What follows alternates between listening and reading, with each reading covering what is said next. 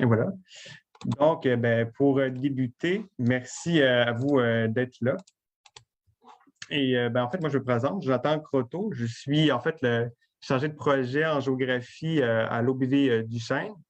Et c'est un organisme qui œuvre dans la région de Lotbinière et qui a pour mission d'améliorer la qualité de l'eau en préservant les fonctions écologiques des écosystèmes de son territoire. Et je suis en charge, en fait, du projet Lotbinière, une goutte à la fois. C'est un projet qui a pour but d'accompagner et d'amener d'amener les différents acteurs de la MRC de Lotbinière, les citoyens, les municipalités, dans l'implémentation de mesures concrètes pour minimiser les impacts hydrologiques liés au développement urbain et au changement climatique. Et en fait, ça a commencé par la patrouille bleue, qui a été une des premières, justement, actions mises en place dans le projet, qui a eu lieu, en fait, cet été, l'été dernier. Il y a 2 patrouilleurs qui ont parcouru 6 municipalités afin de sensibiliser les gens à la gestion durable des eaux pluviales. Et en fait, il va aussi y avoir une deuxième partie qui aura lieu, en fait, à l'été prochain. Donc, d'autres patrouilleurs vont poursuivre la sensibilisation à ce moment-là, l'été prochain. Et en fait, cette visioconférence fait suite à la patrouille et qui vise vraiment à donner de l'information plus technique sur les aménagements possibles en lien avec la gestion durable des eaux pluviales. Puis il y a 2 parties à cette conférence. Ça fait une partie vraiment plus de durer peut-être une heure ou 1 heure et demie à voir avec Pascal Rouillet des ateliers Hublot et Raphaël Leblond du Cobaric, qui en fait est le comité du bassin versant de la rivière Chaudière, qui a aussi une partie de son territoire qui se situe dans la MRC de Lotbinière. Puis ensuite, il va y avoir une période de questions près de trentaine de minutes.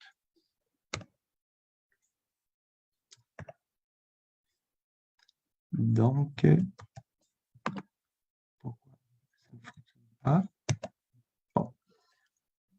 Donc, tout au long de la conférence, les déroulements, ça va passer, en fait, il va y avoir différents thèmes qui vont être abordés. Les premiers, on va commencer par les enjeux liés au changement climatique et ensuite par les notions de la gestion durable des eaux pluviales, la GDEP, et les aménagements, justement, en gestion des eaux pluviales qui peuvent être faits. Il va y avoir, justement, dans ce sens-là, 2 approches. L'approche plus parcellaire, qui va aborder justement le débranchement des gouttières, les jardins de pluie, les matériaux perméables, la récupération de l'eau, aussi les toitures, et une approche vraiment plus territoriale.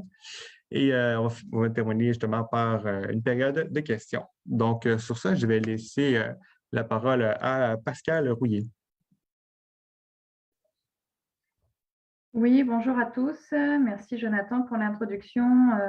Je suis très contente d'être avec vous ce soir pour vous présenter une présentation reliée aux enjeux, réglementations et incitatifs autour de la gestion durable des eaux pluviales. Donc, ma partie va davantage porter sur les interventions que vous pourriez mettre en place, soit pour inciter les municipalités à aller de l'avant avec des adaptations au niveau des incitatifs et de la réglementation, mais aussi ma présentation vous présentera quelques interventions possibles sur vos propriétés. Donc, on est vraiment ici sur une présentation qui est dédiée aux interventions plus sur les propriétés des citoyens en tant que telles. Donc, on peut changer de diapositive. Alors, quand même, je tenais à faire une rapide remise en contexte pour dresser le portrait, même si la plupart d'entre vous, certainement, vous êtes au fait de tout ça. En fait, on vit à travers le monde, incluant au Québec, des modifications reliées au changement climatique, des modifications qui sont reliées au changement de nos précipitations. Donc, on vit des hausses annuelles moyennes de 3 à 4 mm de pluie depuis 1963, donc soit environ 150 mm, ou un 13e mois de précipitation depuis les années 60. Donc, ça veut dire une hausse quand même assez conséquente des précipitations sur notre territoire, ce qui vient solliciter nos réseaux et nos infrastructures de manière conséquente. Ce qui a des répercussions, oui, sur nos réseaux, nos infrastructures, sur nos biens immobiliers, sur nos biens autres, mais aussi sur la sécurité civile et bien entendu sur la qualité de nos milieux récepteurs. Donc, tout ça pour dire que les instances gouvernementales, en date de 2021, ciblent une augmentation des précipitations de plus de 5%, entre 5 et 7% d'ici la fin du siècle en cours. Donc, on peut dire que c'est quand même très majeur et il va falloir qu'on apprenne à gérer la hausse de ces précipitations. C'est sûr qu'en plus de la hausse des précipitations, on vit une augmentation de la récurrence et de l'intensité des événements météorologiques. Donc, c'est de plus en plus fréquent, de plus en plus récurrent, mais de plus en plus intense aussi, de plus en plus extrême. Donc là, je vous ai mis quelques illustrations là, qui sont apparues dans les médias au courant des dernières années. Donc, on voit ici en haut des refoulements de réseaux d'égouts qui sont saturés, des inondations, des pertes au niveau des biens immobiliers, des biens autres, des risques au niveau de la sécurité civile. Et puis, bien entendu, à droite, en haut et en bas, des impacts sur la qualité, excusez-moi, des impacts sur la qualité des eaux de surface, donc que ce soit au niveau de nos lacs, de nos cours d'eau, etc. Excusez-moi, j'ai comme un petit souci logistique. Bien entendu, on est en vidéoconférence depuis chez nous. Je m'excuse pour le bruit avoisinant.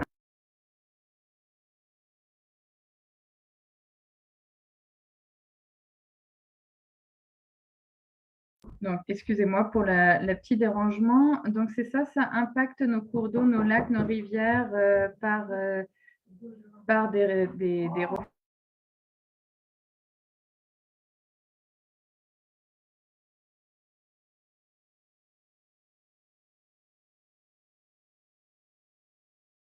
excusez-moi.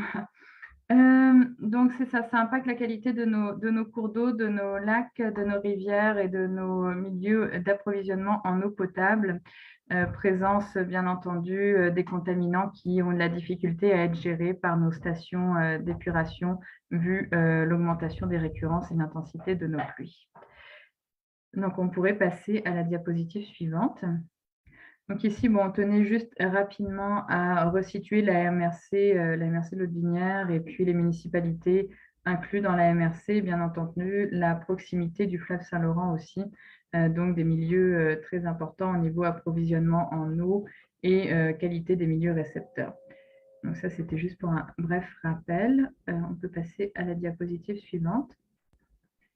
Donc effectivement, comme je l'expliquais tout à l'heure, on a des hausses dues au changement climatique, mais aussi des crues printanières de plus en plus hâtives avec des volumes et des pics des crues plus faibles. Donc ça a un impact sur nos régimes d'approvisionnement en eau. Des pluies hivernales aussi plus fortes. On avait peu de pluies hivernales auparavant, mais des pluies ici hivernales plus fortes et une hydraulicité estivale plus faible. Donc, ça veut dire plus de pluie en hiver, moins d'eau en été. Donc, ça vient aussi bouleverser nos habitudes en tant que telles.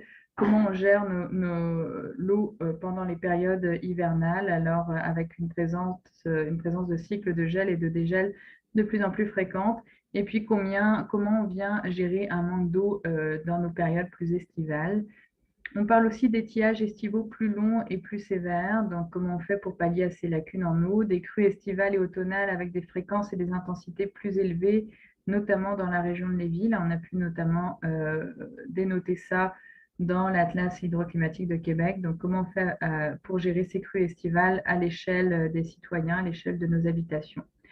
Donc là, juste pour quelques chiffres aussi, on a pu noter là, si aucune action n'était entreprise pour augmenter la capacité de rétention des eaux pluviales, la disponibilité en eau potable dans la MRC de Lotbinière, où 67% de l'alimentation en eau provient des eaux souterraines, pourrait être compromise, donc notamment Saint-Antoine-de-Tilly. Donc comment on fait en conclusion pour gérer ces mouvements inhabituels, donc moins d'eau en été, plus d'eau en hiver, des cycles de gel et des gels plus fréquents, aussi un impact sur la qualité de l'eau, de l'approvisionnement en eau potable, et puis des lacunes en eau qui pourraient arriver de plus en plus régulièrement.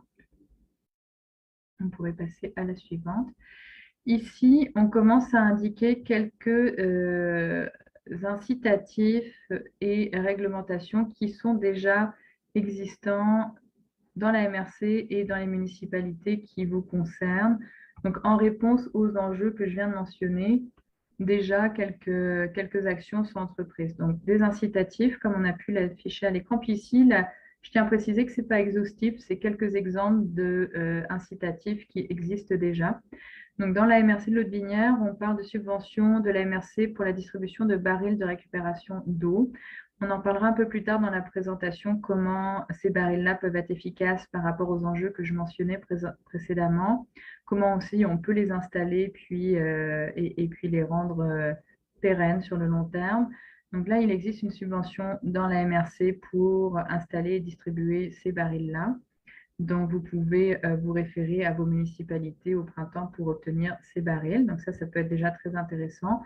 On a aussi d'autres incitatifs comme à Laurier Station, un programme de surveillance de l'utilisation de l'eau à l'extérieur en période estivale a été mis en place. Donc, notamment surveillance pour ce qui est de l'arrosage des pelouses, etc., avec la présence d'une patrouille bleue. Donc ça aussi, ça peut être intéressant de s'appuyer sur ces initiatives, ainsi qu'une campagne de sensibilisation avec l'organisme Réseau Environnement aussi qui peut venir en support pour sensibiliser au niveau de l'utilisation de l'eau et préservation de l'eau. Donc là encore, on pourra associer ces incitatifs à des mesures concrètes tout à l'heure, plus tard dans la présentation. Puis, en plus des incitatifs que je viens de vous mentionner, quelques exemples de réglementations municipales aussi qui viennent aider à répondre aux enjeux précédemment nommés. Donc, installation obligatoire de compteurs d'eau à Saint-Agapé, tenue d'un répertoire annuel de comptage aussi dans la même municipalité.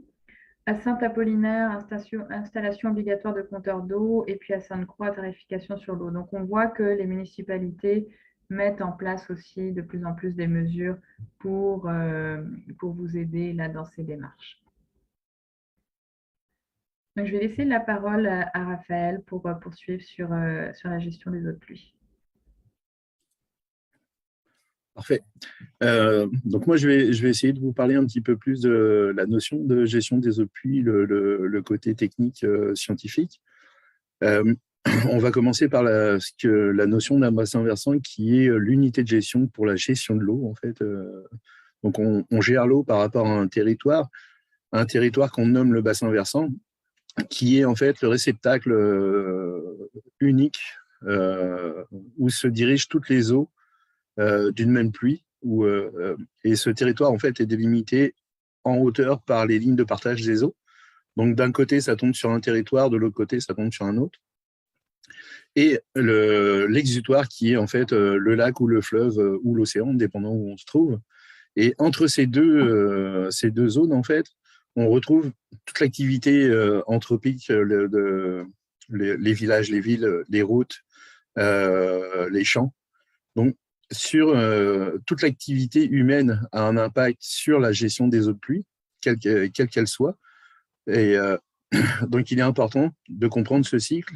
Et quand on regarde ce cycle, c'est les eaux de pluie qui arrivent les premiers dans le cycle et qu'on doit gérer si on veut pas laisser toutes les problématiques en fait arriver jusqu'en bas.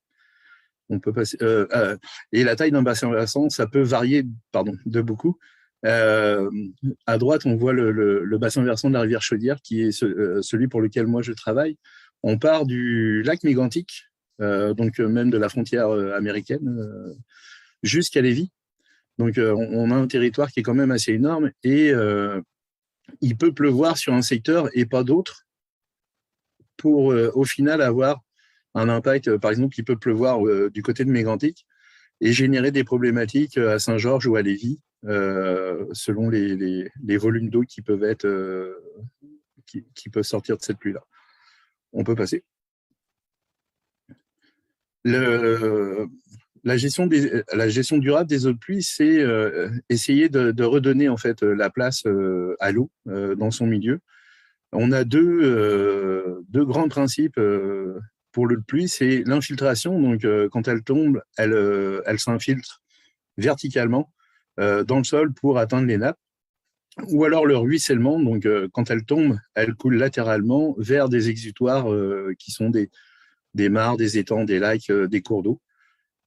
C'est les deux directions que prennent la gestion des eaux de pluie. Et une fois qu'elles sont sur le territoire, c'est le territoire, l'occupation du sol, qui va être un des premiers facteurs, aggravants ou pas, au niveau de la gestion des eaux de pluie. comme on sait, le Québec, avant, je dirais même qu'avant que l'homme existe, c'était un territoire principalement forestier. Le milieu forestier, on le sait, c'est le meilleur milieu pour la gestion des eaux de pluie. Quand il pleut, il y a très peu d'eau qui en ressort au niveau du ruissellement. Les cours d'eau, dans des milieux naturels, les cours d'eau ne deviennent pas couleur chocolat, donc on n'a pas de transport de matériaux tant que ça vers le milieu. Et on est passé d'un milieu donc très naturel qui était le summum pour la gestion des eaux de pluie vers un développement anthropique. Donc au début, l'homme a commencé à se sédentariser, à former des petits villages et à vouloir commencer à gérer l'eau qui lui posait problème. Donc, par exemple, les eaux usées, on a commencé à penser à éloigner les eaux usées des maisons. On a commencé aussi à drainer, à essayer d'envoyer l'eau le plus loin et le plus vite possible de là où on habite. Et au final, on se retrouve maintenant avec des villes qui sont quasiment imperméabilisées, qui ont anthropisé totalement le circuit de la gestion de l'eau de pluie. Et il y a une déconnexion complète entre l'eau de pluie et le milieu naturel actuellement. On peut passer à la suivante. Donc, on est rendu maintenant avec des problématiques où on partait au début, on est tout à gauche sur un sol perméable en milieu forestier, à tout à droite un sol imperméable en ville. La différence qui nous intéresse, c'est au niveau du ruissellement. Au niveau du ruissellement, on voit qu'on a un apport de plus de 45% de volume supplémentaire. Ces volumes-là, ils restent en surface, ils ne s'infiltrent pas, ils ne s'évaporent pas par la chaleur.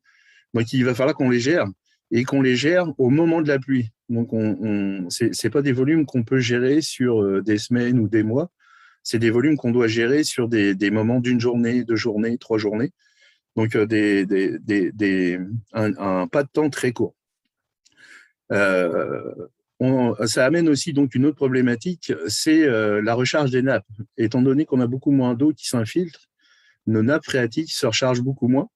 Donc, que ce soit avec la neige l'hiver ou avec la précipitation hors gel, on perd énormément de volume, de possibilités de stockage en fait en volume d'eau dans nos sous-sols. Et ça peut amener des problématiques sur l'accessibilité à l'eau potable. On peut passer à la suivante. Comme je vous disais, l'urbanisation depuis la sédentarisation jusqu'à maintenant, la volonté, c'est d'évacuer plus rapidement l'eau, qu'elle soit de pluie ou de fonte, le plus vite et le plus loin possible. L'impact que ça a, c'est que on augmente ce qu'on appelle les débits de pointe. Les débits de pointe, c'est quand la pluie arrive à son maximum, on a généré tout un volume d'eau qui s'en va, qui doit trouver un chemin et qui généralement s'en va dans les cours d'eau. Et là, on a des montées de cours d'eau très rapides parce que l'eau est envoyée très rapidement dans les cours d'eau. Et à partir du moment où la pluie commence à diminuer, on a le débit qui commence, lui, à stagner ou à diminuer. Ce phénomène, ça augmente le transport sédimentaire dans les cours d'eau, vers les cours d'eau et dans les cours d'eau, et ça augmente surtout les risques d'inondation. Parce que si toute l'eau qui est en haut est envoyée le plus vite possible en bas, en fait, ils ne sont pas équipés naturellement pour recevoir autant d'eau, l'infiltrer ou l'envoyer ailleurs. Donc, on génère des problématiques, non pas là où tombe l'eau, mais là où se dirige l'eau. On peut passer à la suivante. Les débits de pointe que je vous parlais tout à l'heure, c'est le graphique qu'on voit avec la bosse rouge et la bosse bleue. La bosse bleue, c'est la gestion d'un débit de pointe à l'état naturel. Donc, on voit que quand il commence à pleuvoir, ça monte tranquillement, on a un sommet et ça descend tranquillement. la bosse rouge, c'est en milieu urbanisé. Et là, on s'aperçoit que pour la même pluie, on a une montée très rapide des débits de pointe et on a une descente très rapide des débits de pointe sur un pas de temps qui est à peu près équivalent. Donc, on se génère à la montée de cette courbe les inondations. C'est là où on a nos volumes qui arrivent au maximum. Et ce qu'on voit à côté, c'est ce que ça peut générer, donc les inondations, l'érosion des débits, des volumes surtout trop importants pour les cours d'eau taillés naturellement pour des débits naturels. On voit par exemple des petits cours d'eau qui sont des exutoires de lotissement. Le débit normal se voit multiplié par 6 pour des tout petits cours d'eau. Donc, le volume qui est 6 fois plus grand doit passer dans un petit chenal qui est taillé pour 6 fois plus petit. Donc, on comprend que ça génère de l'érosion.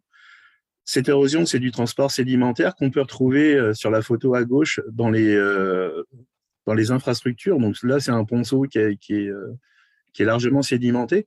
Ça génère des problématiques. S'il y a un coup d'eau et que le ponceau n'est pas libre, ça peut pousser complètement la chaussée. Donc, on met en péril l'infrastructure, comme par exemple les ponts et les ponceaux, les chemins. On voit souvent pendant des périodes pluvieuses comme Irène, beaucoup de problématiques, de dégâts sur les infrastructures. C'est ce phénomène-là à l'extrême qui est en cause. On peut passer à la suivante. Les autres causes des problématiques qu'on peut retrouver au niveau de la gestion de l'eau, c'est la transformation morphologique du terrain.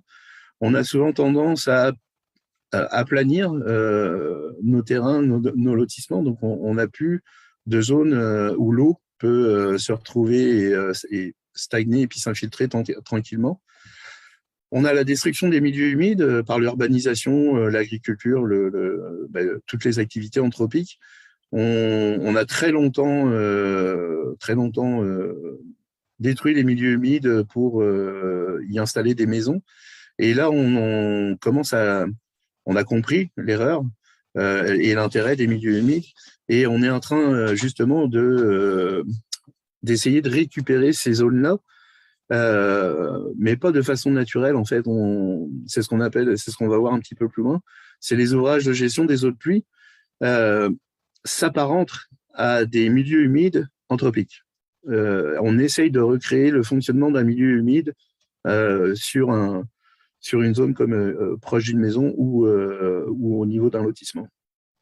On a la diminution du couvert forestier. Donc, comme je vous disais, le couvert forestier, le milieu forestier, c'est la perfection au niveau de la gestion des eaux de pluie.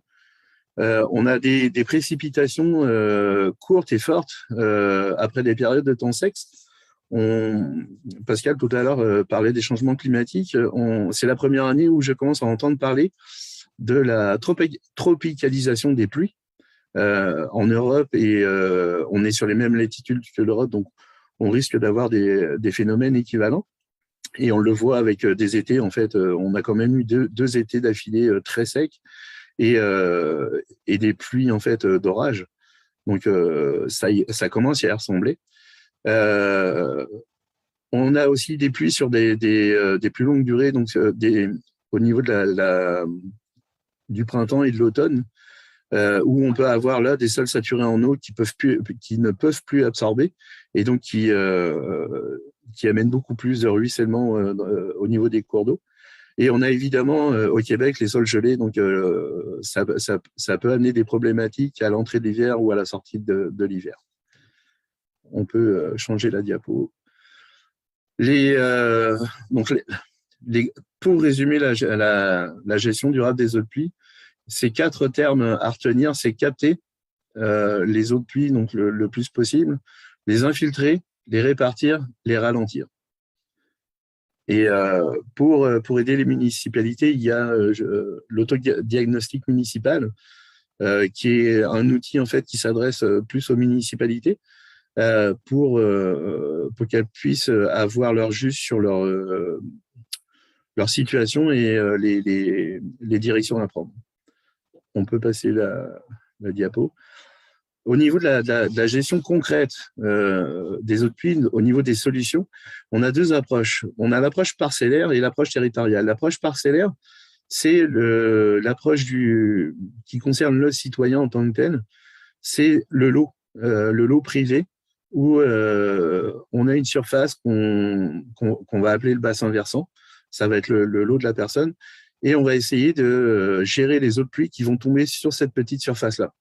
Étant donné que c'est des petites surfaces, on ne peut pas faire tous les ouvrages possibles pour la gestion des eaux de pluie. On reste quand même très limité à certaines interventions. Donc, des budgets aussi plus cohérents par rapport au petit volume qu'on a à traiter sur ces petites parcelles. Et on a après la gestion du territoire, l'approche territoriale, où là, c'est plus la gestion du domaine public, où une fois qu'on est sorti du lot privé, l'eau qui n'a pas été gérée sur ce lot privé s'en va sur un territoire public, que ce soit une canalisation, une rue, un cours d'eau, un fossé de drainage routier. On passe là sur le territoire. On peut changer la diapo. Pour la gestion parcellaire, comme je vous disais, c'est la fonction première, c'est recueillir, stocker et diffuser l'eau de ruissellement d'une petite parcelle. On a peu de possibilités, faute d'espace. Donc, les solutions sont plus de type baril, citerne, donc petite infrastructure. Des puits d'infiltration qui se cachent très bien dans la cour. Des jardins d'eau de pluie, des pavés perméables et des toitures végétalisées. C'est des ouvrages qui demandent très peu d'entretien et qui restent quand même assez faciles à installer. C'est des investissements pécuniaires assez faibles. J'ai mis à partir de $50, mais on sait que les barils citernes, on peut en avoir à moins cher. Après, la facture peut exploser en fonction de l'envie du propriétaire au niveau de ce qu'on appelle l'intégration paysagère. Je vous donne un exemple. Si la personne souhaite juste avoir des herbacées sur son aménagement, ça va être un mélange de semences. Si elle veut avoir des gros arbres matures, on s'entend que le prix il va être 10 à 100 fois plus élevé que les semences. Donc, c'est vraiment uniquement l'aspect paysager qui fait grimper une facture au niveau d'un aménagement au sol sur une parcelle privée. Et toutes ces interventions, en fait, on peut ou pas de procédure administrative requise, sauf la seule, généralement, c'est le permis municipal pour effectuer des travaux. En fait. On peut passer. On peut changer la diapo. Ah, c'est plus bon. Alors, je vais reprendre la parole. En fait, on va enchaîner sur un exemple justement de réglementation sur le débranchement des gouttières. Raphaël mentionnait certaines possibilités de mise en place d'interventions, notamment chez les citoyens. Ici, je présente un exemple de réglementation pour déconnecter les gouttières. Donc là encore, ça peut être des interventions qui sont peu coûteuses, qui consistent vraiment à venir déconnecter votre gouttière existante quand on est sur une configuration d'un bâtiment avec une toiture en pente et la présence de gouttières. Donc l'objectif, c'est vraiment de détourner cette gouttière et l'eau qui en ressort du réseau municipal pour venir gérer l'eau sur votre propre terrain. Donc, comme disait Raphaël, l'objectif avec ça, c'est vraiment de venir gérer les eaux le plus localement possible, d'infiltrer le plus possible, d'évaporer l'eau aussi si on le peut grâce aux végétaux, etc. Et puis, bien entendu, d'intégrer cette eau dans les aménagements qui soient paysagers ou dans vos cours, jardins, etc. Donc, c'est vraiment d'aller le plus simplement possible avec cette déconnexion-là. Ici, je vous présente l'exemple de la ville de Bedford. En fait, c'est une municipalité dans la MRC de Brome-Missisquoi qui a travaillé avec nous sur l'adoption d'un règlement pour permettre cette déconnexion. Donc, en fait, c'est devenu réglementaire dans cette municipalité.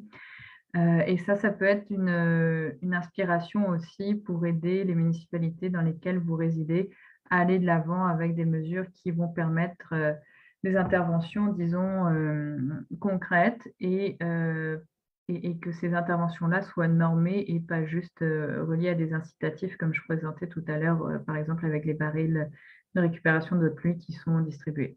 Donc ici, vous voyez différentes périodes, alors étalées sur 2-3 ans, comment la municipalité s'y est prise. Alors, elle a d'abord adopté son règlement, elle a après procédé au courant de l'année suivante et encore de l'année d'après à de la sensibilisation auprès des citoyens, à des périodes d'intervention transitoire et la mise en place d'incitatifs. Et par la suite, 3 ans plus tard, donc l'objectif en 2023, c'est vraiment que les citoyens se conforment par leurs installations résidentielles, donc mettent en place réellement la déconnexion des gouttières. Donc, vous voyez que c'est vraiment une transition douce, on adopte le règlement, on sensibilise, on intervient pour ceux qui le souhaitent et après, vraiment, on met en place la réglementation. Donc, je vous ai mis les articles en dessous si vous voulez les lire plus en détail, mais grossièrement, là, j'ai repris les points importants à droite de la diapositive. Donc, on commence par quelques indications. Alors, comment on peut déverser les eaux pluviales au sol en déconnectant sa gouttière. On incitait à avoir une surface perméable d'au moins 1,5 mètre, au moins 1,5 mètre de l'immeuble, donc vraiment éloigner l'infiltration et la rétention des eaux de pluie du bâtiment pour éviter d'avoir des impacts d'infiltration dans le bâtiment ou les sous-sols s'il y a lieu. Éviter toute infiltration vers le drain de fondation. Puis quelques recommandations ici aussi reliées à la mise en place de la recommandation. Donc, utiliser un réservoir, installation d'un puits d'infiltration dont Raphaël parlait tout à l'heure. On a aussi des illustrations un peu plus tard dans la présentation. Aménagement d'un jardin de pluie, donc c'est au choix. Alors, à la sortie de la gouttière, je pourrais l'expliciter un peu plus tard, mais on peut soit proposer un puits d'infiltration ou un jardin de pluie pour gérer les volumes d'eau qui seraient à la sortie de la gouttière. Et puis, bon, là, il y avait des indications aussi sur les aménagements qui seraient à situer au moins 3 mètres du bâtiment. Bien entendu, des obligations aussi dans cette réglementation, maintenir les eaux de surface sur les limites de la propriété. Donc, on gère, ça revient aussi à ce que disait Raphaël tout à l'heure, on gère les eaux sur sa propre propriété et dans les limites de sa propriété. Ce qui était obligatoire aussi à la sortie de cette gouttière déconnectée, c'était d'effectuer de la rétention ou de l'infiltration, ou les deux si possible. Et puis, bien entendu, pas de possibilité de diriger les eaux de surface vers les rues, les fossés ou les cours d'eau, donc à l'extérieur du lot de la propriété. Donc, on pourrait passer à la diapositive suivante. Donc ici, vous voyez bien entendu comment on peut travailler sur vos résidences. Donc à partir ici, il y a une schématisation d'une maison typique. Donc comment on peut venir déconnecter les eaux des toitures, donc avec soit à la sortie de la gouttière un baril de déconnexion des eaux de pluie, soit un petit bassin pour faire de la rétention et de l'infiltration. Donc, je ne sais pas, peut-être, Jonathan, si c'est possible de zoomer, parce que je pense que je ne dois pas être la seule à voir en petit les écritures. Merci.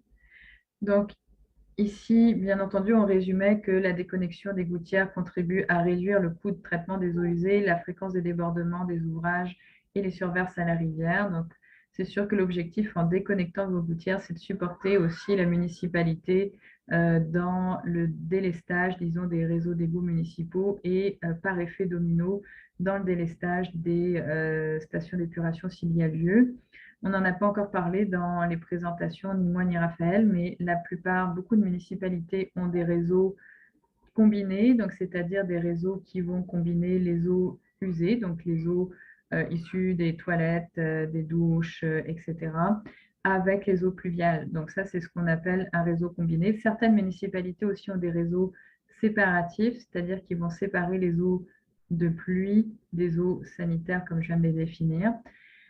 Dans le cas des municipalités qui ont des réseaux combinés qui sont mis en place, c'est sûr que avec ce qu'on a mentionné par rapport au changement climatique, mais aussi par rapport à la hausse de l'urbanisation, donc c'est-à-dire de plus en plus de construction, de logements et de pression sur les infrastructures. Ces infrastructures deviennent très sollicitées, voire trop sollicitées, sont souvent aussi vieillissantes. Et là, on se retrouve avec une multiplication des surverses et des débordements, donc c'est-à-dire des événements où les stations d'épuration ne suffisent plus et là où souvent, volontairement, les municipalités sont obligées de laisser l'eau aller dans les milieux récepteurs, donc les cours d'eau, etc., sans qu'il y ait de traitement. Donc, en venant finalement déconnecter vos gouttières, comme on l'a mentionné ici, on vient réduire le coût de traitement des eaux usées. Donc, c'est cet effet domino que je tenais à préciser.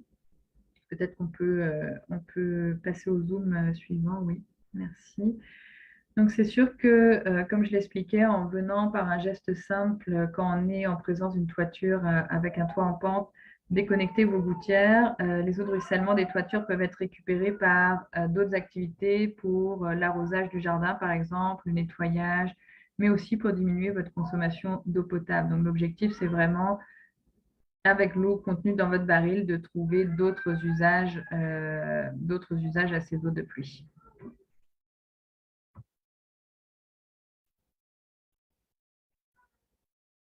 Donc, c'est sûr que si on ne met pas en place un baril de récupération des eaux de pluie, et même si on en met un, je dirais qu'à la sortie de la gouttière, on peut travailler avec un jardin de pluie.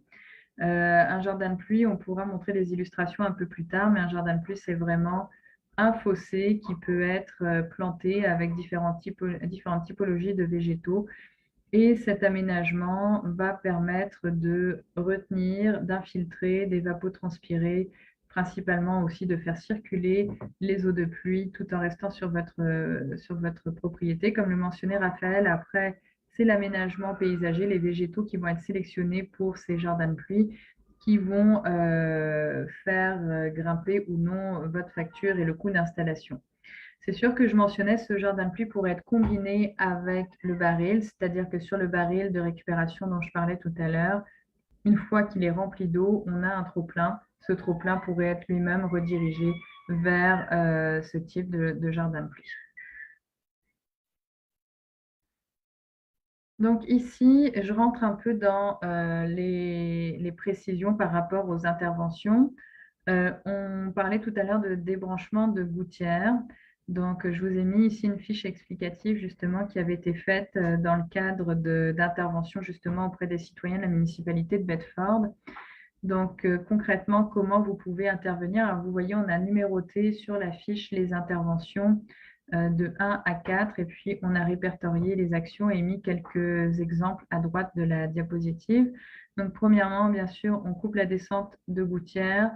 On ferme le drain de fondation avec un capuchon, si possible. On installe un coude et on prolonge la gouttière à l'aide d'un déflecteur. Donc, ce déflecteur, c'est vraiment un prolongement là, qui va permettre d'éloigner minimalement de 1,5 m les eaux de la gouttière pour aller dans le jardin, la cour arrière et, si possible, un aménagement comme on peut le voir sur les illustrations en bas à droite.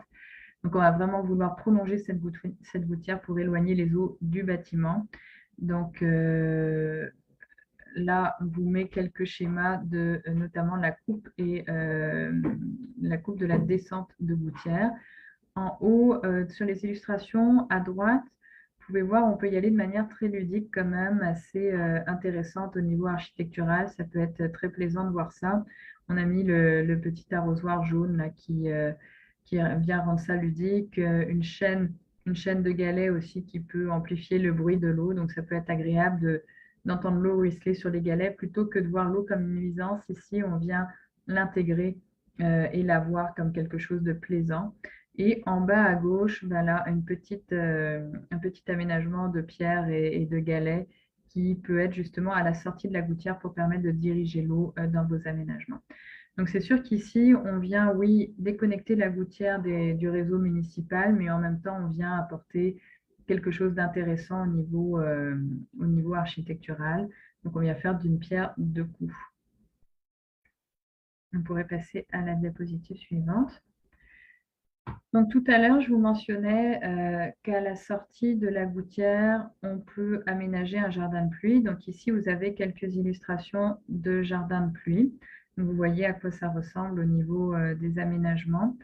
Donc, c'est sûr que là encore, comme pour la déconnexion de la gouttière, on a mentionné les 4 étapes principales pour mettre en place un jardin de pluie.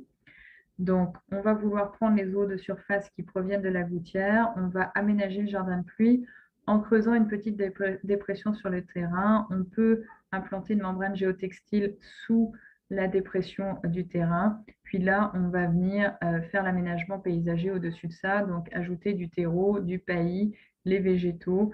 Donc, les végétaux peuvent être composés à la fois de vivaces, d'arbres, d'arbustes. Là, c'est assez libre cours à votre imagination, sauf qu'il faut que les végétaux puissent supporter une grande variation entre des périodes humides, donc là où l'eau va arriver dans les aménagements, et des périodes de sécheresse. Donc, il faut vraiment des végétaux qui vont tolérer ces types de périodes et des intervalles assez conséquents entre ces types de périodes d'humidité et de sécheresse.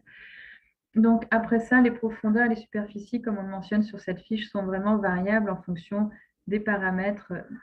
Et principalement, le paramètre à retenir, c'est le volume d'eau que vous allez vouloir retenir à la sortie de votre gouttière.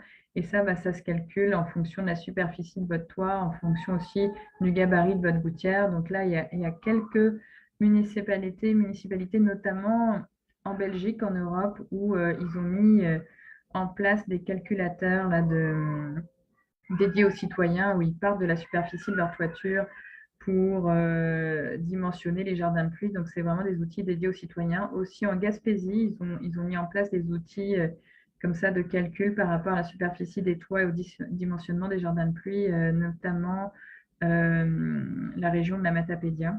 Donc, ça pourrait être des inspirations intéressantes pour vous. Je reviens sur la fiche. Donc, par la suite, le point 3, l'objectif vraiment de ce jardin de pluie, c'est de réinfiltrer une partie des eaux pluviales récoltées si le sol le permet. Donc là encore, ça dépend de la capacité de vos sols. Est-ce qu'on est face à des sols qui sont plus ou moins perméables, c'est-à-dire qui laissent plus ou moins s'infiltrer de l'eau, et plus le sol, par exemple, contient du sable, plus le sol va vous permettre d'infiltrer les eaux. Plus le sol est argileux, par exemple, plus ça va être difficile d'infiltrer l'eau, mais au moins on pourrait la retenir pour retarder son arrivée par la suite au réseau municipal.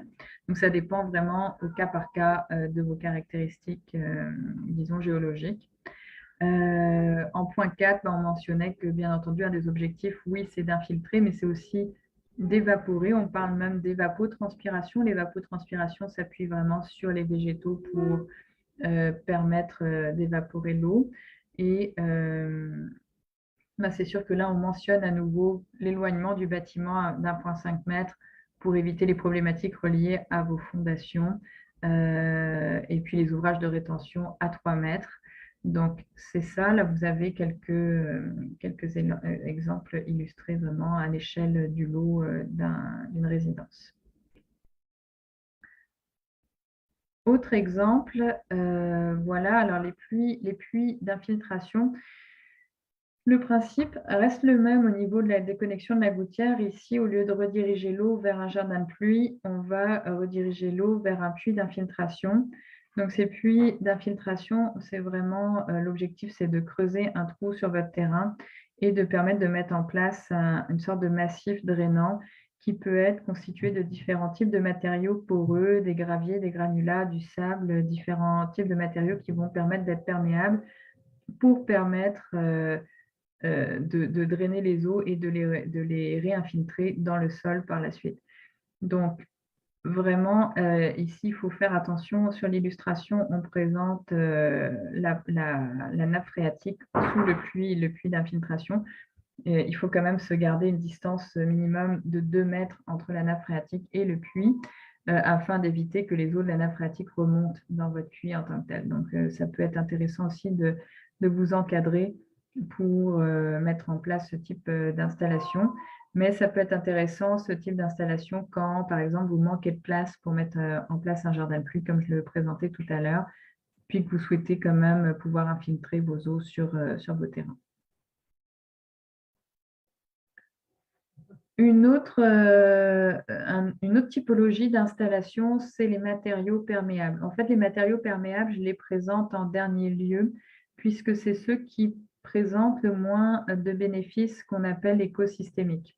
Donc, c'est-à-dire qu'on va, grâce à ces matériaux-là, oui, infiltrer les eaux de pluie rapidement dans le sol quand le sol le permet, mais on va moins bénéficier, comme dans les jardins de pluie, de la présence des végétaux, pourquoi pas de la présence d'arbres, d'arbustes, de vivaces, peut-être aussi de ce que ça peut permettre comme habitat au niveau de la faune ou de la flore, etc. Et aussi de tout ce que ça peut permettre comme créer de l'ombrage, par exemple, sur votre propriété. Donc, ces matériaux perméables, ils sont intéressants quand on manque d'espace, par exemple, pour mettre en place un jardin de pluie. Mais quand on manque d'espace ou qu'on veut avoir des usages multifonctions, par exemple stationner un véhicule ou avoir d'autres activités sur ces surfaces-là. Donc là, ici, on a montré quelques exemples. Alors, des pavés en béton, des pavés en plastique, mais aussi de récupération de différents types de briques, etc. Donc, pour ce qui est des pavés en béton, c'est ce qu'on présente sur les deux illustrations en haut. Ces pavés en béton, souvent, vont permettre d'implanter des végétaux, du gazon ou différents types de graminées dans les interstices.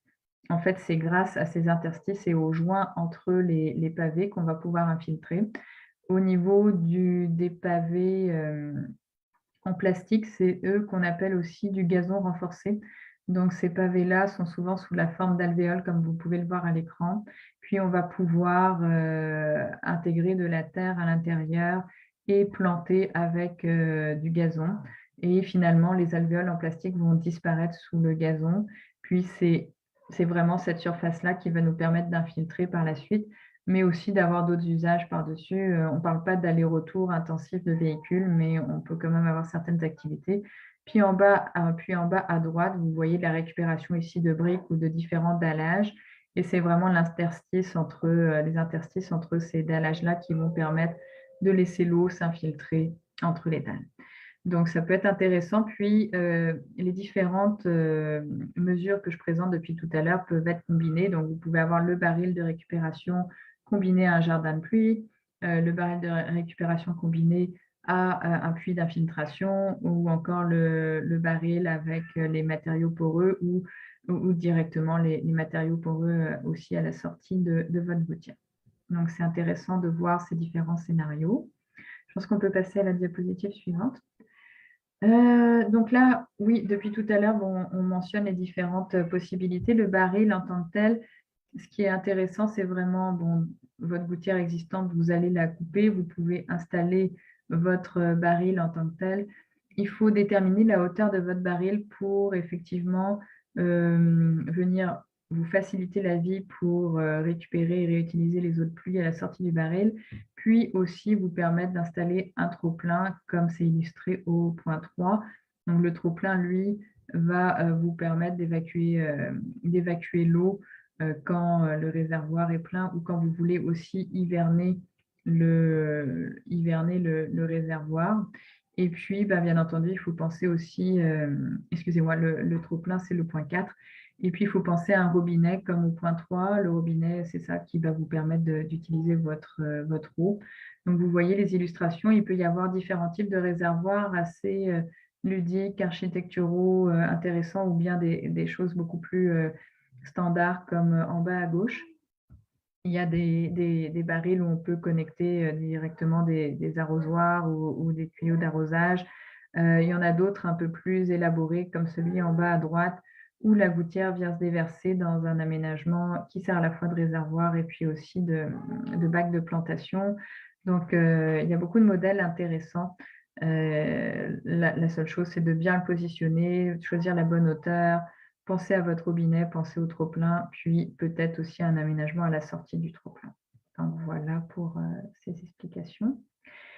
Ici, je vous mets quelques indicatifs justement de la démarche de la ville de Bedford. C'est un bon cas d'étude qui peut vous aider à mettre en place certaines initiatives aussi dans vos municipalités ou d'inciter les élus ou autres acteurs à mettre en place certaines initiatives.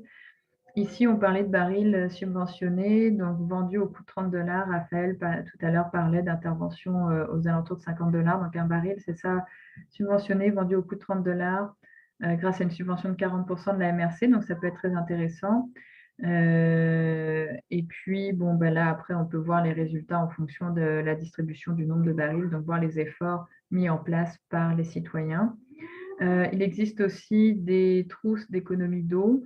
Donc, Hydro-Québec, notamment, fournit des trousses d'économie d'eau qui sont assez intéressantes. Donc là, il y avait des prix aussi intéressants, 25% de rabais sur ces trousses d'économie d'eau qui peuvent être installées directement à l'intérieur des maisons dans les salles de bain, notamment sur les pommeaux de douche. On a pu voir aussi des soutiens financiers. Là, je remonte en haut au milieu.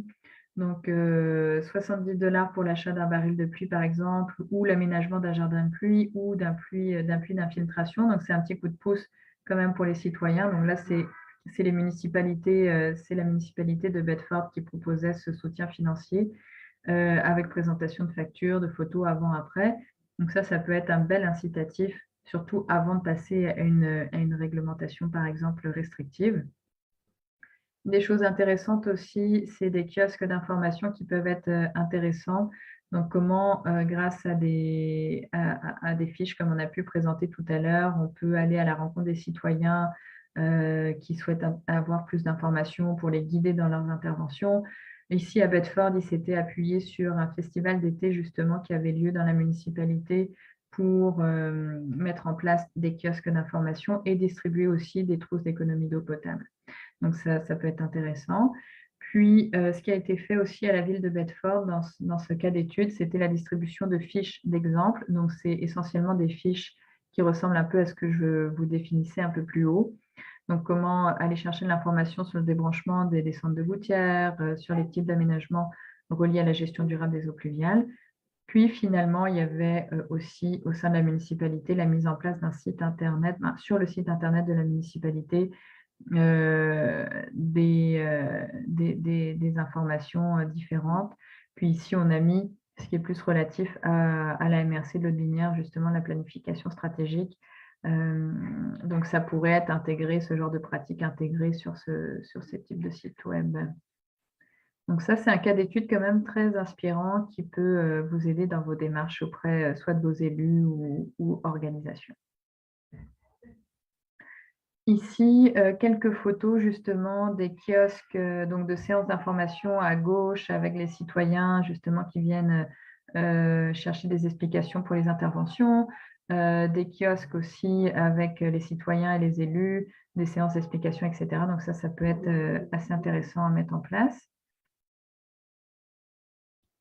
Et puis, les fiches d'exemple, alors ça, c'est des extraits dont je vous parlais tout à l'heure qui ont été imprimés, distribués, notamment avec le support des patrouilles bleues.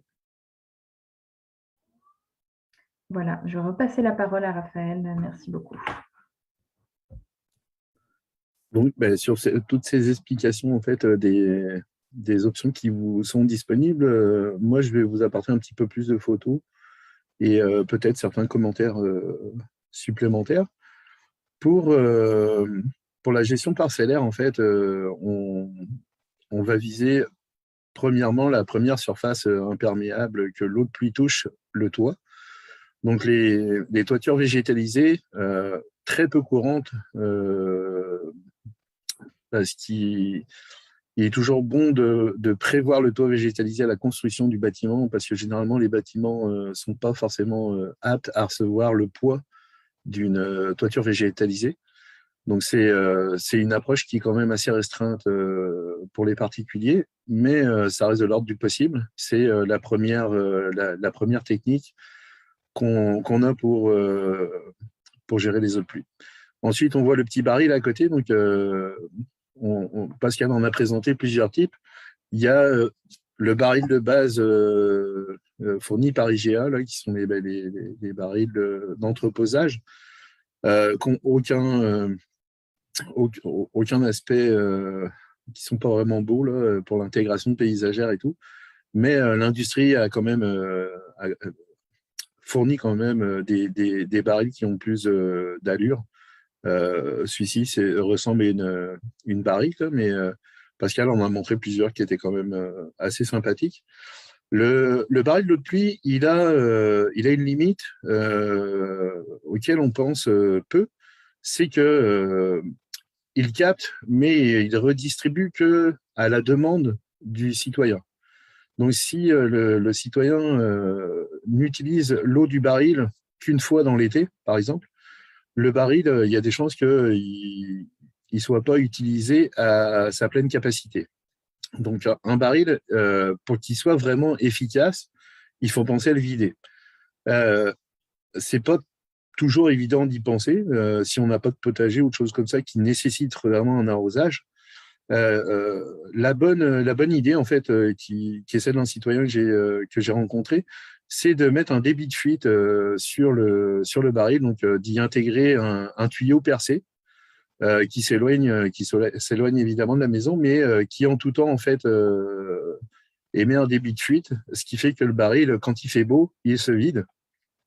Et quand il recommence à pleuvoir, il y a au moins une hauteur d'eau dans le baril qui est disponible pour recevoir des pluies. On peut passer.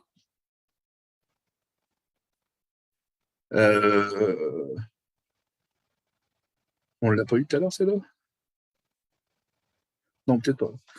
On va la passer parce que tout a été dit dessus. Là, pour ce qui est de la gestion, je vais finir sur la dernière présentation. Un commentaire très important. Bien souvent, on pense que pour le citoyen, c'est une dépense en fait dans l'absolu. C'est un budget pour un aménagement chez soi.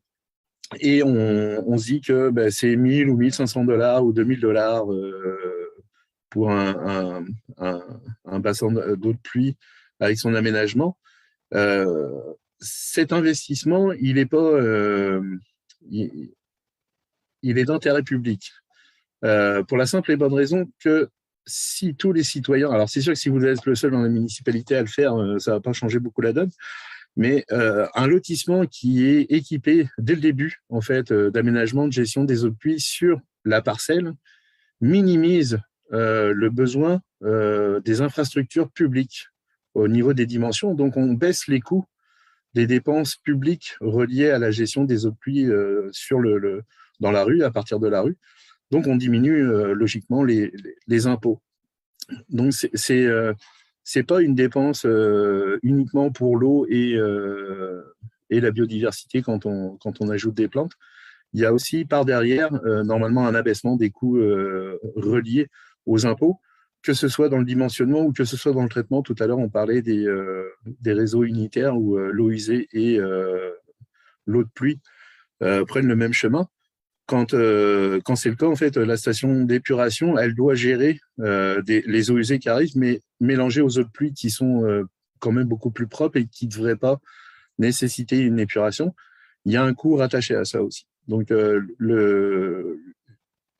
l'investissement du citoyen est un geste public.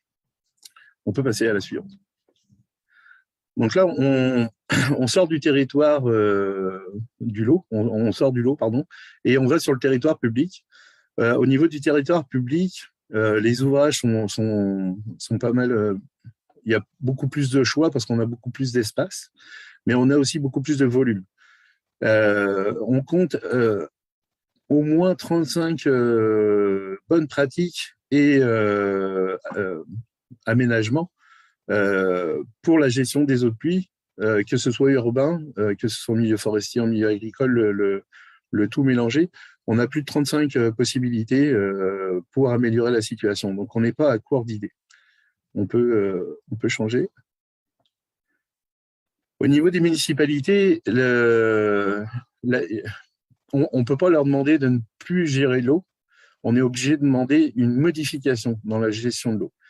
Actuellement, la gestion de l'eau, on sait que ça sort du terrain résidentiel, ça s'en va dans la rue, ça s'en va dans une bouche d'évacuation, ça tombe dans un tuyau en ciment et ça s'en va directement ou dans un fossé ou à la rivière directement.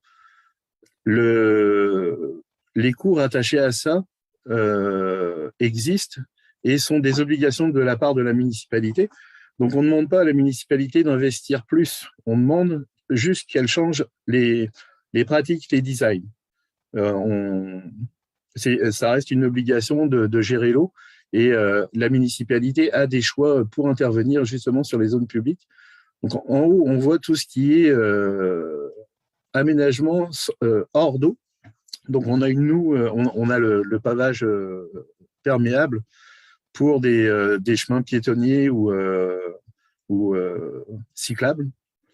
On a ensuite une noue enherbée. Donc, quand il pleut, on voit de l'eau en surface, mais quand il fait beau, il n'y a plus d'eau. Au niveau du tramway, la bande enherbée, c'est une tranchée filtrante. Donc, on sait que la municipalité a toujours des aménagements au niveau des trottoirs et des choses comme ça. Plutôt que de juste faire un aménagement de surface, c'est commencer à aussi penser à faire des aménagements de sous-sol et de finir comme on pensait faire pour l'aménagement de surface. L'aménagement qui est en coin de rue, c'est un avaloir qui préfiltre et qui temporise l'arrivée d'eau dans le tuyau. Donc, c'est un aménagement de gestion durable des eaux de pluie qui est en amont des aménagements conventionnels. Donc, une municipalité a des fois à son réseau, il est trop récent pour être changé. Le changer, ce serait une perte d'argent, ce serait pas logique.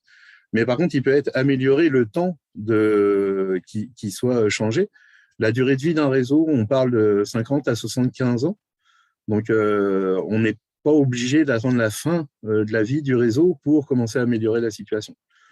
Et donc, la photo en haut, tout à droite, c'est dans un parc, c'est de se servir des grands espaces verts aussi pour gérer les eaux de pluie, pour les diriger.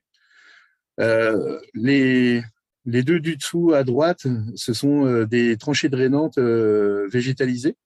Donc, à aucun moment, on voit que, sur les photos qu'on vient de voir, à aucun moment, on voit que ça sert à l'aménagement de la gestion des eaux de pluie. On voit de l'aménagement paysager, on voit du gazon, mais on ne voit pas la relation avec la gestion des eaux de pluie. Donc, ça, même au niveau territorial, ça peut être très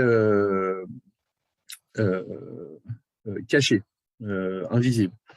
Et les aménagements, les trois photos en bas à gauche qu'on voit, ce sont des aménagements qui, là, sont toujours en eau et se veulent plus proches du fonctionnement d'un cours d'eau. Donc, c'est pour vous montrer à quel niveau on peut atteindre en fait dans la gestion des eaux de pluie avec un croisement du paysagement. On peut rendre des rues très intéressantes, des lotissements très intéressants à l'aide de la gestion des eaux de pluie. On peut passer à la suivante. Donc, la ligne du haut, c'est les aménagements qu'on retrouve sur des stationnements, des portions avaloirs. C'est assez délicat au Québec de faire des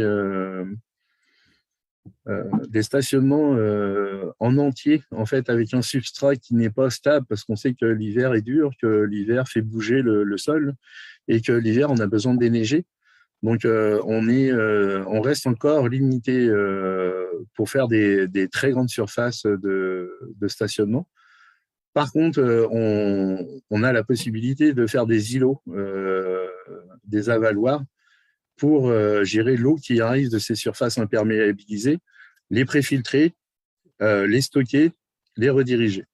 Là, en haut à droite, c'est un puits perdu, en fait, plutôt que de mettre du caillou ou de faire, par exemple, le stationnement directement sur le sol, on creuse et ce sont des blocs en plastique qui vont assurer la charge roulante, le poids des voitures et des camions peut être assuré par ce genre de structure. Et comme vous voyez, à l'intérieur, c'est du vide. Donc l'eau, c'est une source c'est un puits perdu qui va permettre la charge roulante, le stationnement et le passage des camions. Et en bas, on voit aussi la gestion durable des eaux de pluie en version parc. Tout à gauche, on a un parc qui est utilisé comme amphithéâtre. Et en période de pluie, tout en bas, ça devient vraiment une grosse piscine, un gros étang. Et la petite photo en coin, c'est le trop-plein, parce qu'on ne fait pas monter l'eau jusqu'en haut des gradins. Là. Et le trop-plein est aménagé très large, avec des ouvrages au milieu pour éviter que l'eau prenne trop de vitesse dans cet aménagement. Et c'est tellement aéré que ça ressemble beaucoup à un parc quand il pleut pas, quoi, avec des bancs et des choses comme ça. Donc l'intégration peut être utile. L'aménagement, la gestion des eaux de pluie peut servir aussi à aménager un parc. La photo du milieu, c'est à peu près identique. C'est ce qu'on appelle un bassin en forme de poêle à frire, où l'eau, quand il pleut, en fait, tout le bassin vient en eau, et quand il pleut plus, l'eau se dirige en un point, et qu'on voit là dans le bas de la photo. Et s'il y a de l'entretien, des sédiments, du sable ou des choses comme ça, tout se ramasse à peu près ici, et on a juste à entretenir localement l'aménagement. Et tout à droite, on a le bassin qui reste toujours en eau, et on prévoit juste une zone de marnage, donc une zone possible où l'eau peut monter et descendre sans nuire à la végétation ou aux infrastructures à côté. Et ça permet quand même d'avoir des volumes très intéressants de stockage, en plus d'avoir un milieu humide avec une biodiversité végétale et animale typique qu'on ne peut pas retrouver ailleurs. Donc, les aménagements en fait, de gestion des eaux de pluie, c'est facilement intégrable dans l'urbanisme de la vie de tous les jours. On peut passer à la suivante. Au niveau rural, alors c'est pas trop le cas de Lotbinière, parce que de mémoire, il n'y a pas beaucoup de pentes en Lotbinière. Mais la gestion des eaux de pluie, elle passe aussi par la gestion des eaux du réseau de communication des voitures. Donc là, on parle principalement des rangs, donc des petites municipalités qui ont un petit noyau villageois et énormément de rangs. Ces rangs sont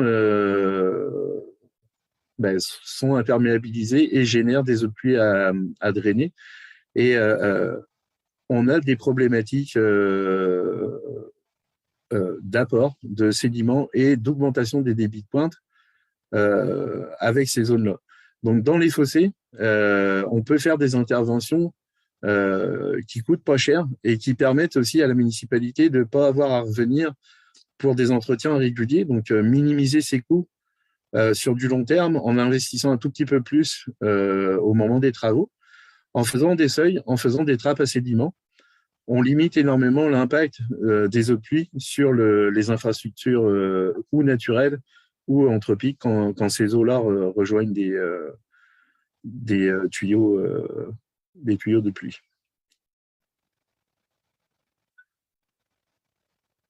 Mais là, j'ai l'impression qu'il manque des diapositives avec les jardins d'eau de pluie.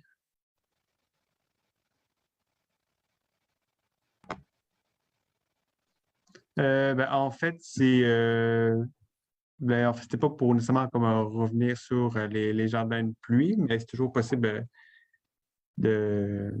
d'intervenir là, si tu le souhaites, pour toujours retrouver les images. Là, mais c'était pour éviter comme la répétition vraiment avec. Ouais, la redondance. Moi, c'était surtout pour montrer aux gens la possibilité d'avoir les différents types d'aménagements. En fait, on peut, même un particulier peut avoir un aménagement de gestion des eaux de pluie invisibles. Mais c'est pas trop grave. L'étude de code de Granby, en fait, une très bonne, un très bon exemple. Granby a fait, il y a 8 ans, ses premiers aménagements de gestion durable des eaux de pluie territoriales. Donc, ce n'est pas chez le particulier, mais dans le rue. Et on a, après 8 ans, la confirmation que c'est efficace, la confirmation du besoin d'entretien. On a le recul suffisant pour savoir quoi en penser. Et ce qu'il en ressort, c'est que ce genre d'aménagement, c'est 20 à 40% moins cher que le conventionnel, donc le tout béton, tuyau et compagnie. En plus d'apporter d'autres bonus comme de la végétation qui améliore la biodiversité, le paysage. Ça lutte aussi contre les îlots de chaleur. La qualité de l'eau de pluie avant qu'elle aille dans le milieu naturel aussi, comme on a une préfiltration par les plantes et le substrat. On a une diminution des risques de refoulement des réseaux d'égouts pluviaux parce qu'on n'est pas du tout connecté de la même façon. Donc, c'est quelque chose qui n'existe quasiment plus. Dans les rues où il y a des aménagements de gestion des eaux de pluie, en règle générale, la rue est plus étroite, donc on a aussi une baisse de la vitesse des voitures, donc une amélioration de la sécurité au niveau des piétons et des cyclistes. Et ce qui leur sort, en fait, c'est que pour une fois, les municipalités ont une solution environnementale qui leur coûte beaucoup moins cher que la solution conventionnelle et qui apporte beaucoup plus de bénéfices. Donc, le citoyen, en fait, c'est selon la volonté citoyenne, parce que ça reste toujours des volontés citoyennes, volontés politiques, ça peut nettement baisser le prix des impôts pour le citoyen, le prix des prêts pour la municipalité. Il faut savoir que en gestion des eaux de pluie, un projet de 1 million, ça arrive très vite. Donc 20 à 40% d'argent sauvé sur le million, c'est 200 000 à 400 000 dollars de sauvé. On peut quasiment aller en faire un tiers de plus pour le même prix. Donc c'est efficace, c'est prouvé, et c'est prouvé sur le climat nord-américain avec la possibilité de déneiger dessus sans amener de problématiques. Donc c'est encore là en plus un atout, c'est un espace qui permet de stocker de la neige l'hiver. Donc c'est vraiment tout bénéfice avec le recul des 8 ans de Granby. On peut vraiment confirmer l'efficacité au Québec des aménagements de gestion des eaux de pluie. Et on peut passer, je pense, à la suivante. C'est les photos des aménagements. C'est 2 des aménagements de Granby. On voit donc en haut la différence, le look en tant que tel, des rues plus étroites, mais des rues plus vertes. Et on voit pas la notion de gestion des eaux de pluie, on voit pas de grille, on voit pas de tuyaux, on voit pas d'avaloir. C'est vraiment intégré dans le paysage urbain. Et on maximise la baisse des îlots de chaleur, on maximise la biodiversité, des pollinisateurs, bon, c'est vraiment, pour une fois, en environnement, une solution qui ne peut pas être mise de côté parce qu'elle a tous les avantages. Voilà. Non, ben, merci. En fait, là, on serait rendu à la période de questions. Pendant ce temps-là, en fait, je peux toujours essayer de voir avec si je peux partager le.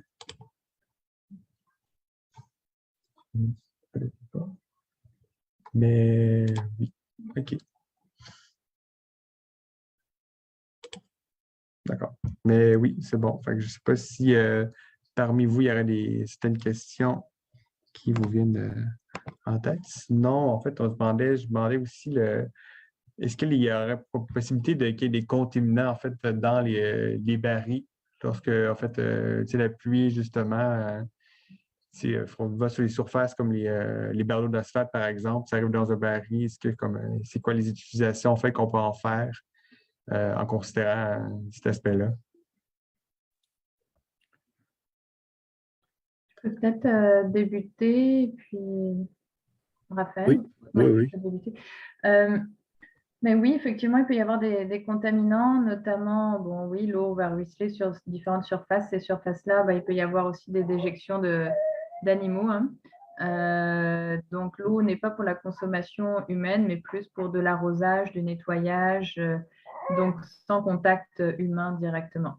Sinon, il faudrait mettre en place des filtres à sable, filtres à UV ou autres, si on voulait vraiment avoir un contact humain ou même réutiliser l'eau pour les toilettes. Donc, il y a quand même une petite vigilance à avoir par rapport à ça.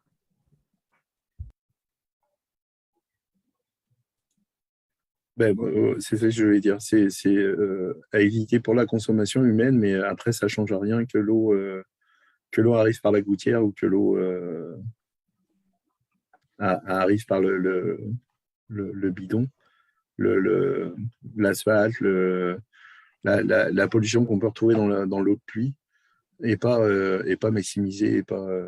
Et puis, vu qu'on c'est pour arroser des plantes, on évite d'arroser des plantes comestibles. Donc, le jardin, on évite d'arroser les feuilles, surtout des plantes avec. Mais quand c'est des plantes ornementales, il n'y a aucun souci à utiliser l'eau du baril. Je vois qu'il y a Marie-Ève de Beaumont qui a une question. Je ne sais pas si tu es capable de nous faire part à cette question.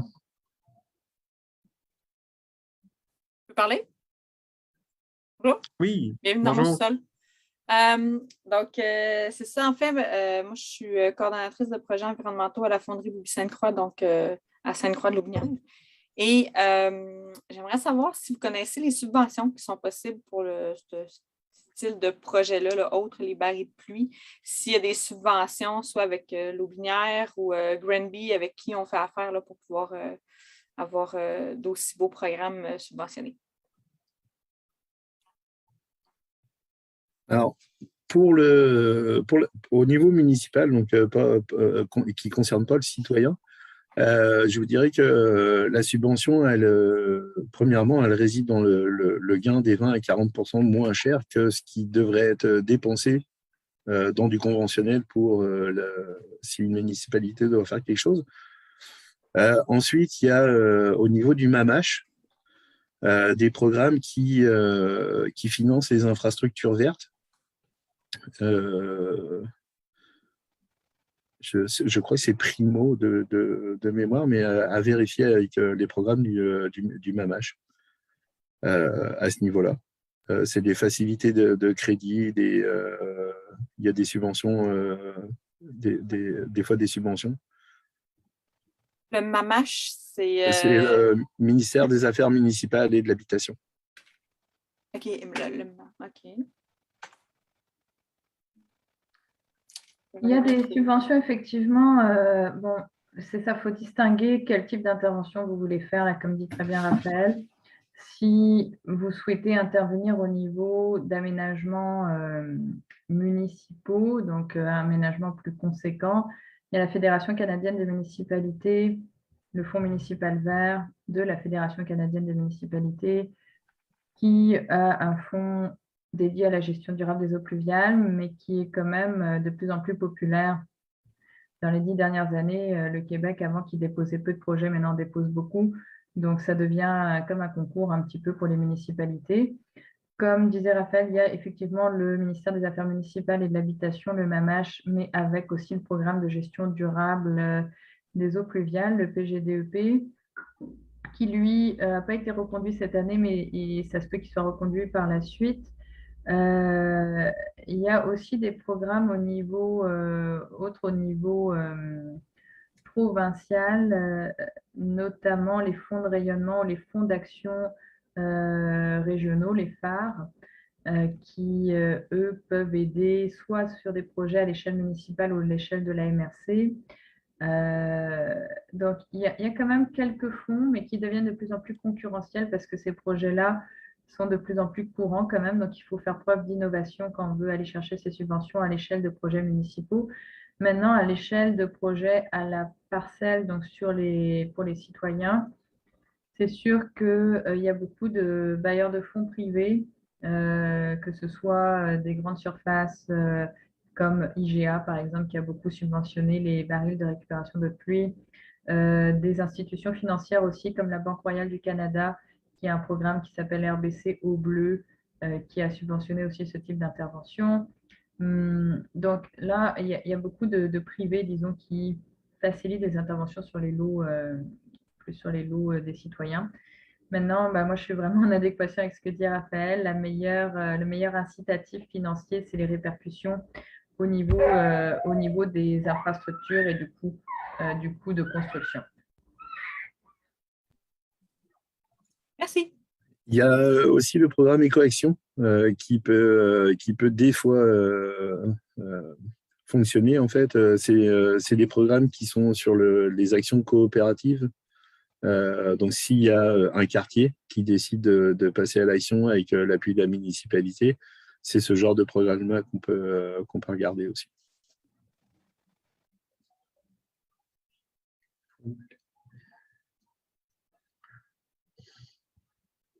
Sinon, en fait, est-ce qu'il y aurait des mesures en particulier pour en fait ceux qui ont des résidences avec des toits plats, qui aimeraient avoir en fait mettre en place des aménagements? Parce qu'en fait, on a vu comme beaucoup d'aménagements qui étaient liés avec des bâtiments avec comme des toits davantage inclinés. Je ne sais pas si en fait vous avez des idées par rapport à ça, des exemples. Pour les toits plats? Oui, les toits plus plats. Pour la récupération de l'eau de pluie, disons. Plus des bâtiments. Donc, on parle plus de bâtiments. Pas nécessairement, mais ça peut être au niveau des toits plats, en fait, il y a un projet, vous pouvez aller voir sur Internet le projet des ruelles bleu-vertes, qui est un projet dans lequel on participe depuis une dizaine d'années maintenant, qui vise à la déconnexion des drains des bâtiments avec des toits plats. Donc, vraiment, on vient prendre le drain qui passe souvent au centre du bâtiment, on vient le ramener à l'extérieur, donc en fait, vous pouvez les voir sur le site Internet, je pense que les détails, il y a certains détails mécaniques et de plomberie qui sont indiqués là. Donc, on vient prendre le drain qui passe à l'intérieur du bâtiment, ramener ce drain-là à l'extérieur du bâtiment et mettre en place des gouttières, du coup, qui vont permettre de ramener les eaux du toit, non pas au réseau municipal, mais à l'extérieur. Et après ça, de les gérer, soit dans des jardins de pluie, des biorétentions, etc. Donc ça, c'est vraiment le projet des ruelles bleu-vert qui permet de réfléchir à ça parce qu'on a vraiment noté que beaucoup des impacts aux réseaux municipaux qui étaient difficiles à gérer provenaient des bâtiments avec toit plat quand on est dans des municipalités avec une grande intensité de développement. Donc oui, il y a ça, mais il y a aussi la rétention directement sur les toitures. Donc là, les architectes sont souvent frileux à ça, mais on peut faire de la rétention sur le toit directement et venir retenir une bonne partie de l'eau sur les toits plats. On peut aussi combiner toiture végétalisée, toiture stockante, même si la toiture végétalisée ne vient pas permettre de retenir un aussi gros volume qu'une toiture stockante. On peut quand même combiner toiture végétalisée, toiture stockante, ou bien une toiture végétalisée sur un toit plat avec une rétention par la suite à l'extérieur. Ce qui est bien pour les toits plats aussi, qui ont un drain au centre du bâtiment, c'est de travailler avec un réservoir qui peut être souterrain. Ça dépend de la dimension du bâtiment. Ça peut être coûteux, mais on peut avoir un réservoir souterrain ou un réservoir à l'intérieur du bâtiment. Là encore, je n'avais pas prévu cette question-là, je n'ai pas d'exemple, mais on a travaillé à l'époque sur l'Arena Saint-Michel à Montréal qui a un toit plat et un réservoir, c'est assez original, c'est pour ça que je vous en parle, un réservoir qui est en dessous le toit. Donc, on a le toit, le réservoir, et puis ce réservoir vient récupérer les eaux du toit pour alimenter la Zamboni qui fait la glace. Donc, ça, c'est un exemple à grande échelle, mais on peut imaginer des choses à beaucoup plus petite échelle sur des toits plats.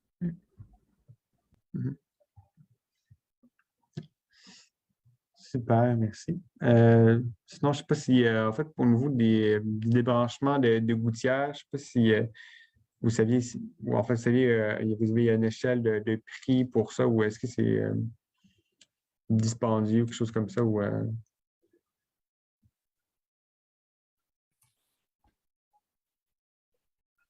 C'est pas si dispendieux. En fait, si la gouttière est existante avec la fiche technique qu'on présente là, ça peut être fait vraiment maison là. Donc, quasiment monsieur, madame, tout le monde prend sa gouttière, met un déflecteur à la sortie de la gouttière qui coûte dans une quincaillerie quelques dizaines de dollars, puis s'assure d'éloigner ce déflecteur de au moins 1,5 m du bâtiment. Puis l'affaire est réglée si le déflecteur arrive dans une zone gazonné, perméable. L'affaire est réglée pour quelques dizaines de dollars. On coupe la gouttière, puis on met le déflecteur. Donc, la fiche que je présentais montre clairement les étapes et peut être fait très facilement en quelques heures. c'est bon. Et sinon, pour vous, en fait, quels seraient les meilleurs moyens, en fait, pour essayer d'influencer les décisions municipales pour une meilleure gestion des eaux pluviales? Mais moi, je le martèle à tous mes partenaires de mon territoire, c'est l'économie. C'est tellement rare d'avoir une option environnementale qui coûte moins cher et qui apporte beaucoup plus de bénéfices que le conventionnel, qu'il ne faut pas hésiter. Donc, il y a l'économie dans la mise en place et l'économie dans le règlement des problématiques aussi, parce que la gestion durable des eaux de pluie, c'est une amélioration de la biodiversité, c'est une amélioration de la gestion des inondations. Et ça, la perte de l'un ou l'augmentation de l'autre, c'est des coûts aussi associés qu'on ne voit pas. Il n'y a pas de facture vraiment reliée à ça, la perte de la biodiversité, mais ça coûte à un moment donné. Les inondations, chacun a sa facture, mais après, il y a la grosse facture générale aussi qui arrive. Et les dernières de 2019, la facture a été assez salée pour qu'il y ait une volonté politique qui s'installe. Les citoyens sont les premiers décideurs, entre guillemets, avec leur droit de vote. Donc, c'est ça, il y a tous les arguments pour la gestion durable des eaux de pluie, et ce qui est censé séduire normalement les municipalités, les gestionnaires, c'est que c'est le coût, en fait, le budget. Donc normalement, on devrait pas avoir à refuser cette approche-là. Il n'y a aucun argument pour la refuser, en fait. Peut-être je peux ajouter, effectivement, Raphaël, je suis vraiment d'accord avec ce que tu avances là. Pour un citoyen, ce qui peut être intéressant aussi, c'est la plus-value foncière et immobilière que ces pratiques-là apportent. Un jardin de pluie en proximité d'une résidence peut apporter jusqu'à 4% de plus-value foncière et immobilière. Alors, c'est un argument intéressant quand on parle d'aller chercher de l'équité sur un immeuble. Donc ça, pour un citoyen, c'est quand même assez intéressant. Pour faire du pouce sur ce que Raphaël vient de dire, c'est sûr que l'enjeu de la sécurité civile, sécurité des biens aussi meubles, immeubles, etc. Donc en diminuant les inondations, en diminuant les refoulements, en diminuant tout ça, ben là, on vient sécuriser à la fois les personnes, les biens immobiliers, les biens meubles, etc.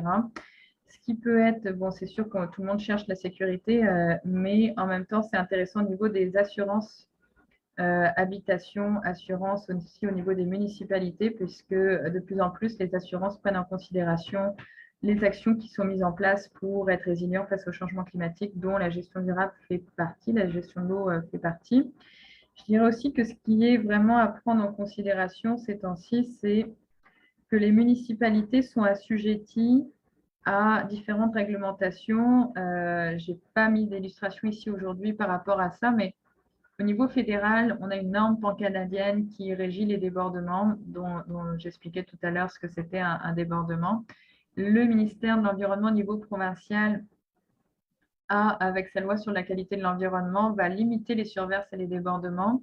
Puis, en fait, les municipalités, si elles ne diminuent pas leurs surverses et leurs débordements, vont se voir obligées d'arrêter leur développement immobilier. Qui dit arrêter leur développement immobilier, dit arrêter de collecter des taxes, dit arrêter du coup d'entretenir ou d'élargir les services municipaux. Donc là, le principal argument pour un citoyen, c'est de dire, écoutez, municipalité et élus, essayez de maintenir votre réseau, essayez de diminuer la charge sur votre réseau en mettant en place des mesures à la source, notamment des mesures peut-être sur les réseaux artériels, sur les voiries, etc., pour diminuer l'impact sur les surverses et les débordements et ainsi pouvoir continuer à aménager les milieux de vie. Puis je dirais qu'il y a un autre argument aussi, c'est que si on ne s'intéresse pas à notre gestion de l'eau, souvent, comme je le disais, ça provoque des surverses et des débordements dans nos milieux naturels, hein, les cours d'eau, les lacs, les rivières. Et puis là, de l'autre côté de la bouche, si je peux dire, on vient développer nos activités récréatives, donc accès à l'eau, baignade, etc.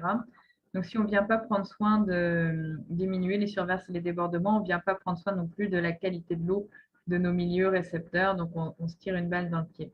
Donc, ça sert aussi à ça. Puis, Raphaël l'a dit, hein, c'est vraiment aussi tous les bénéfices écosystémiques, apporter la faune, la flore, diminuer les effets reliés aux îlots de chaleur, la qualité de l'air, améliorer la qualité de l'air, etc. Donc, gérer les eaux de pluie, ça apporte tout ça aussi. Donc, on n'a que des arguments. Super. Hein? J'ai vu que Maria avait une main levée. Est-ce que c'était bien le cas? Ah, non, je vois que ça a été descendu. Je l'ai enlevé, en fait, parce que vous y avez un petit peu répondu, mais c'est que vous parlez de toutes ces économies qui sont potentielles de faire. Évidemment, pour un gestionnaire, il faut toujours faire le comparatif. Et des fois, c'est difficile de trouver une compagnie qui va être disponible pour nous parler d'un projet éco-responsable, d'un stationnement éco-responsable ou quoi que ce soit par rapport à ce type de projet-là. Donc, c'est difficile après ça de juste d'amener le projet. C'est alléchant, mais c'est un peu triste à ce niveau-là. Mais écoutez, il y a toujours moyen de faire appel justement à des OPV qui peuvent présenter aux élus. Moi, c'est ce que je fais de mon côté. Les inspecteurs ou les municipalités qui ont des besoins à ce niveau-là, qui nous ont contactés. La première des choses que je fais, c'est une présentation gestion de l'eau 101, qui sache dans quoi ils mettent les pieds, le champ des possibles qui s'ouvre à eux et tous les avantages qu'ils devraient voir pointer le bout de leur nez à la fin. Et principalement aussi leur donner assez d'informations pour qu'ils puissent demander aux firmes d'ingénieurs ce qu'ils veulent. Parce que là aussi, il y a un autre piège, c'est que les firmes ne vous proposent pas forcément ce qu'il y a de mieux. Ils vous proposent ce qu'ils font comme ils font d'habitude. Et ça peut limiter parfois la beauté des concepts. Si je prends l'exemple actuellement, le ministère de l'Environnement oblige la rétention en fait, des plus de 2 ans sur un lotissement nouvellement bâti. Le design des firmes d'architectes, d'ingénieurs, c'est de faire un réseau conventionnel sur tout le quartier. Et en sortie du quartier, on fait un gros bassin qui, lui, va récolter les eaux quand il pleut et qui ne sert à rien quand il fait beau. Et donc, il n'y a aucune recherche de maximisation des coûts, des volumes, des espaces. On continue à faire comme on faisait avant, c'est juste qu'en bout de ligne, on met un bassin pour respecter ce que demande le ministère de l'Environnement, mais on ne cherche pas du tout à faire de la gestion durable des eaux de pluie. Et c'est malheureux, mais c'est actuellement ce ce qui est proposé aux municipalités.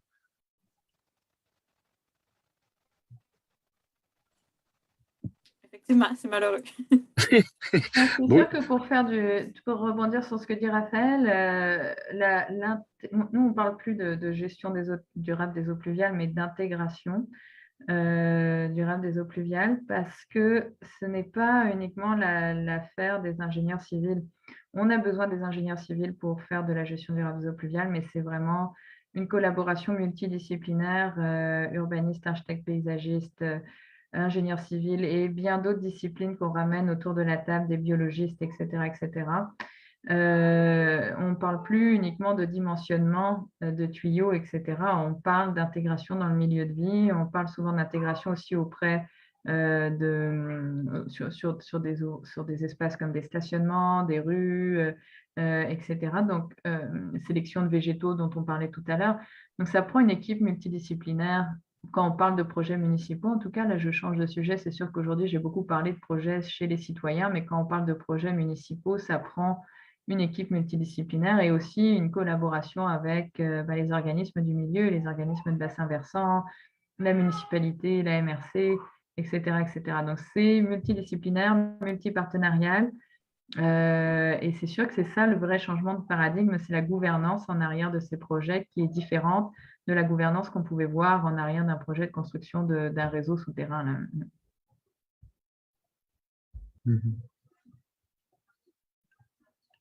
Ben, je sais aussi qu'il existe la compagnie Premier Tech qui offre quand même de moyens pour la création surtout de réservoirs pour la récupération d'eau, beaucoup en lien avec vraiment principalement la récupération de l'eau.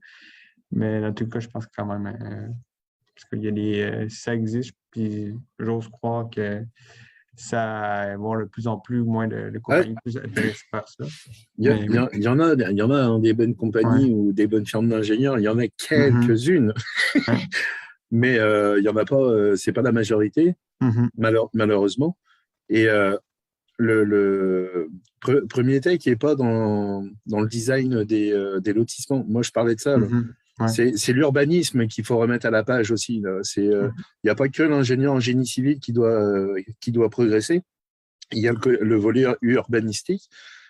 C'est des aménagements qui nécessitent l'intervention d'un architecte paysager.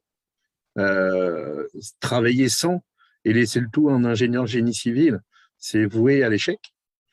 Donc, c'est ça. Il y a tout un arriéré aussi de travail en silo qu'il va falloir exploser parce que de plus en plus, on s'aperçoit que dans la gestion de l'eau, que ce soit les cours d'eau, que ce soit la gestion des eaux de pluie, on a besoin de travailler à plusieurs disciplines en même temps et pas chacun son tour pour évoluer vers des bonnes solutions. Donc, c'est toute une façon de travailler aussi qui est naissante. C'est ça, le travail en silo avait pris un petit peu trop de place et il faut s'adapter. S'adapter, ça prend du temps. Et là, au Québec, on est dans l'étape de transition. On commence. On est au balbutiement de la gestion de l'eau sur le terrain.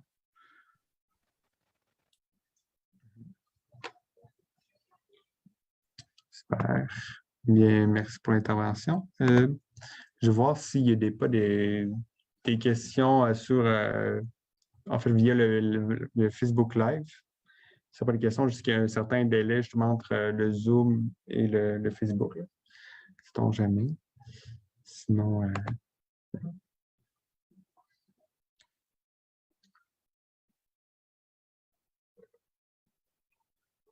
sinon, ça, je crois que ça faisait le tour pour les questions. Je ne sais pas si vous en aviez d'autres ou d'autres commentaires pour l'instant.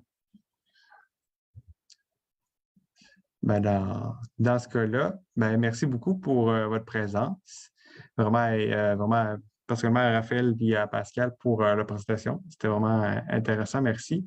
Et à vous participants, j'espère vraiment que ça a pu vous donner des idées pour vos aménagements ou encourager des gens aussi à aménager vraiment vos cours en lien avec la gestion durable des eaux pluviales. et aussi à notre principal partenaire, qui est le gouvernement, le ministère de l'Environnement et de la lutte contre les changements climatiques. Et si vous êtes vraiment plus intéressé par le projet, vous pouvez toujours m'écrire à projet, vous voyez l'adresse, le projet avec au pluriel à commercial.bvduchesne.org. Sinon, il y a toujours la conférence qui va être disponible via la page Facebook de l'OBV et aussi le site Internet de l'OBV via l'onglet Projet Sensibilisation GDEP pour avoir plus d'informations. Donc, merci à vous et bonne soirée. Merci à toi. Bonne soirée. Merci, bonne soirée.